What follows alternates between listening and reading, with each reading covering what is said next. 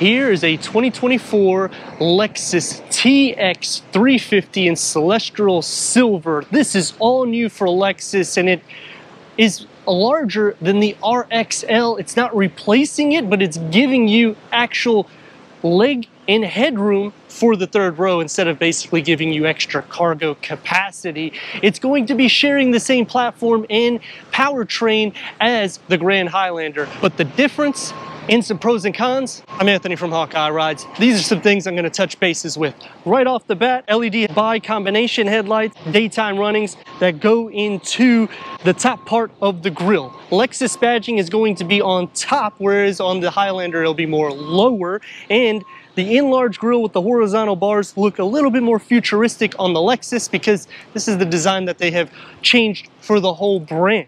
Fog lamp assembly is going to be altered a bit from the Grand Highlander.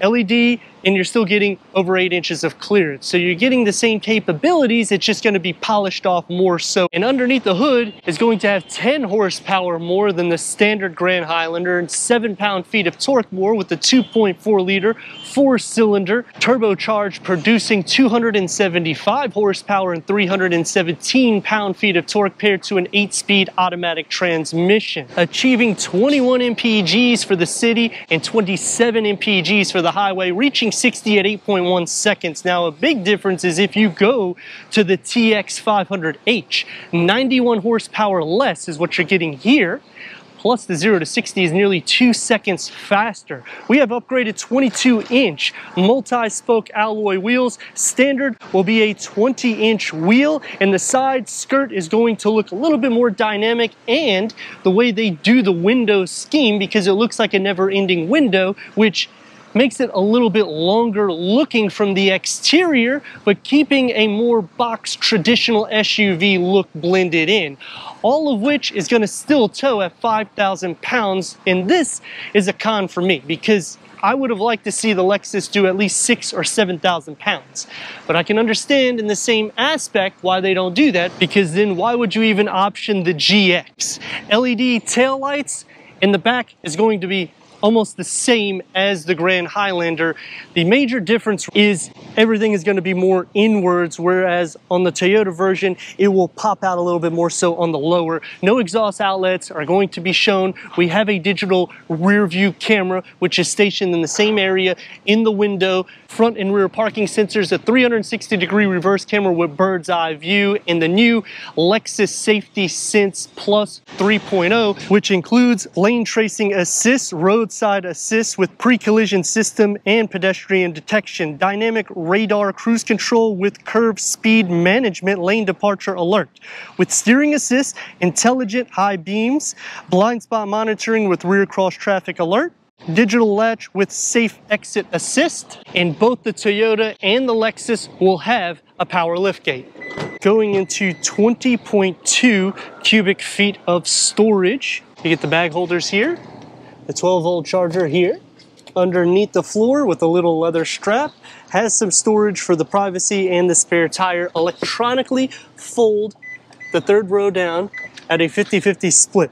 That's going to increase cargo to 57.4 cubic feet. Split fold these captain seats down. This will max cargo to 97 cubic feet.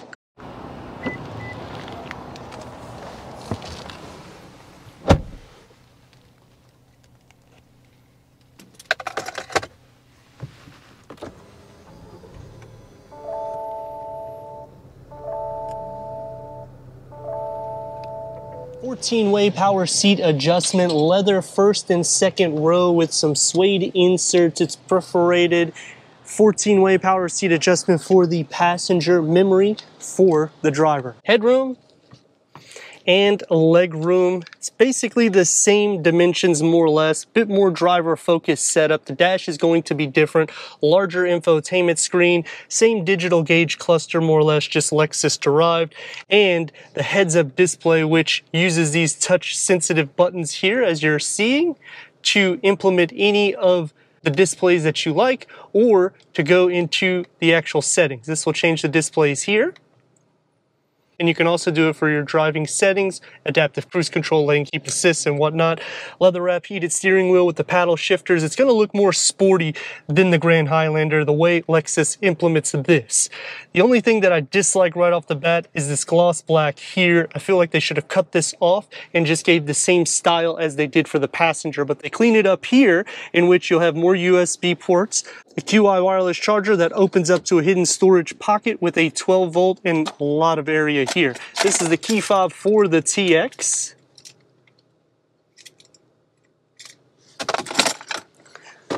And the shifter is going to be different in this layout here. Also, you can remove the cup holders to give even more space, which when you open that up, it really creates more or less like a pass-through because they don't offer that. With a large pocket for the passenger in either the Grand Highlander or the TX. I would personally leave these in because I use cups quite a bit. Same thing, it's gonna open up as a 2-tier. It's a deeper storage pocket. You don't have anything that's going to make it more harder to open, kind of like the Grand Highlander. So cleaning it up, making it more fresh, 14-inch touchscreen, Apple CarPlay, Android Auto, Sirius XM, AM, FM, streaming, Bluetooth audio, but it doesn't have 5G capabilities, it's 4G capabilities. Put it into reverse and you'll get a 360 camera with full trajectory. Put that back into park and we're gonna use the bird's eye view, which is the same thing that's on the Grand Highlander. What I like here is you got physical buttons for the dual climate control settings, or you can just simply touch them here and you can turn on and off the sound system with the actual knob. So either way you like to configure it, you can do so. Digital rear view mirror or auto dimming rear view mirror, a large panel moonroof, and the door panels configure into the dash, upgraded sound system. We have Mark Livingston, one touch up and down for all the windows, and it's soft to touch everywhere except for right here. Large storage pocket with a beverage holder carved out. For the second row, headroom and leg room, it's basically the same as the Grand Highlander with storage behind both of the front seats, third climate control, heated, ventilated seats. Same setup here, except you have more of a storage pocket here with USB ports, and the same thing that was in the front. You can remove these cup holders to just have a larger storage space.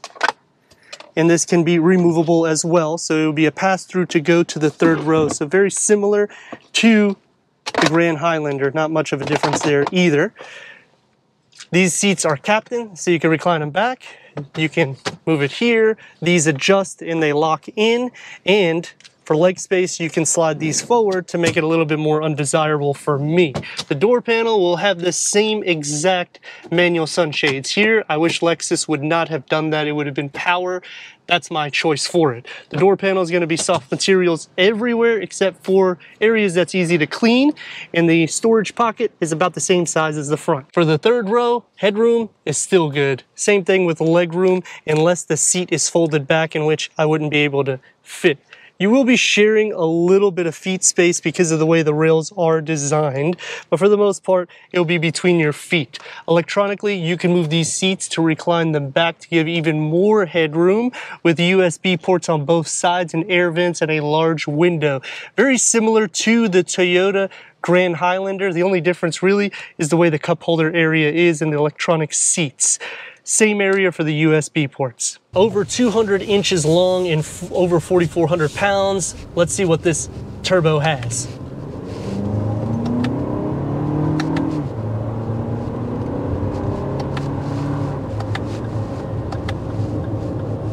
Gets up to, It gets up to speed good. It's a smooth drive. The 500H is going to have the F Sport package, which will also have these 22-inch wheels, but it will change the suspension layout to make it more sporty. And you're getting over 400 pound-feet of torque and almost 100 horsepower more, which is a lot. But it will weigh over 500 pounds more than this. So should you option it like this and get the vehicle that sips fuel, because this is quick enough for an everyday, and it's longer than the RXL, and a little bit better leg space than the GX, and it's kind of at a sweet spot price point. And we also have the Mark Livingston. Well, it's going to take me to some pros and cons before we answer that question. Starting with the pros, I like how we sit up. It's quiet, it's butter smooth. It has the motivation, even though it's a 2.4 liter 4-cylinder turbocharged engine. The turbo helps. I kind of would have liked to see a V6 or just make it standard 300 horsepower and maybe 350 pound-feet of torque at the base trim level, but because of the pricing, I can also understand, because it's gauged well in the Lexus lineup, because you're getting quite a bit as a value. Some other pros is in the second row, you still keep plush materials, and even into the third row with the electric seats that can recline back. Dynamically speaking, you're not gonna drive it like that. You're gonna drive it more smooth and enjoy the 6-passenger layout. A con, they do not give us power sunshades. We don't receive soft closed doors. The pro is we have cushion extensions because I'm tall. So the seats are longer and wider, especially if you are thinking about going to the Grand Highlander. This is gonna be night and day in comfort and ride quality and sound deadening.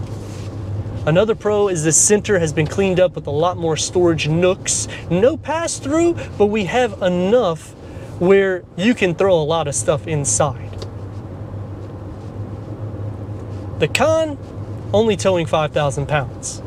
You do have the option features to get all of the safety settings.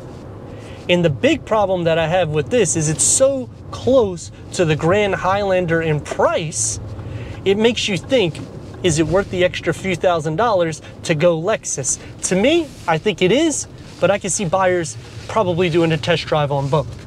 Turn radius is about 2 lanes. We have to rock and roll.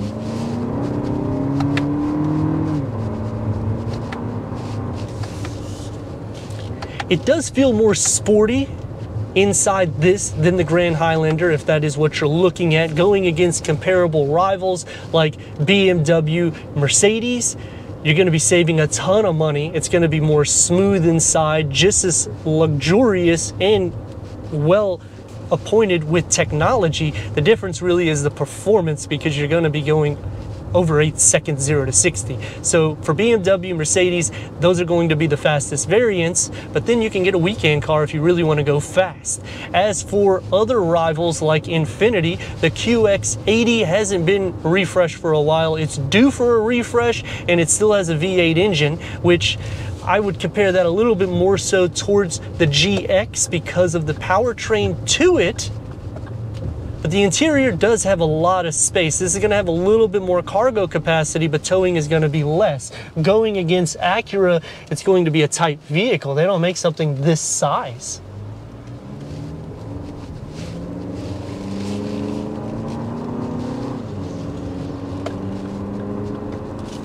In which it makes this a lot more unique, because you're getting a luxury value that is going to be under BMW and Mercedes for performance, but as for luxury in the drive, not dynamic drive, but just a regular everyday drive. And the biggest con that I have, even though it becomes easier obviously once you own it, is this touch sensitive pad, because what happens is you see everything on the heads-up display. It's just because it's touch sensitive. It's kind of like Acura with the true touchpad. Kind of wish it was a little bit more simplified, because when you're doing your cruise control or anything like that, it does take a couple of buttons here and there. Once you figure it out, you figure it out. And it gives you that extra luxury inside, opposed to the Grand Highlander, even though the Grand Highlander has become more grand than the standard Highlander. But let me know your thoughts in the comments. And if you're new to the channel, consider subscribing. Check out the next video, merchandise, website, and Instagram. Leave a comment and a like. And I'd like to thank Lexus of Wesley Chapel for giving us this 2024 Lexus TX 350 for our car review.